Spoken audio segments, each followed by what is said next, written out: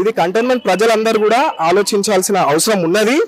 రాబోయే రోజులలో ఇది గట్టిగా తీసుకోవాలి ప్రజల ద్వారా. మీడియాకు ఒకటే చెప్తున్నా ఏంటంటే, ఇప్పుడు మనం ఆలోచించాలి పబ్లిక్. ఇన్ని రోజులు కంటోన్మెంట్ అంటే అందరూ స్టేట్ గవర్నమెంట్ కిందకి చూస్తురు.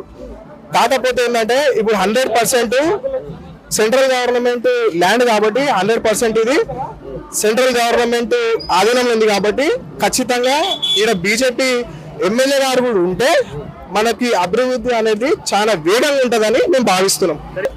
ఖచ్చితంగా ఇప్పుడు మా సెంట్రల్ గవర్నమెంట్ ల్యాండ్ కాబట్టి బీజేపీ గెలుస్తుంటే ఎంపీ 100% మన ఈటల రాజేందర్ గారు అవుతారు.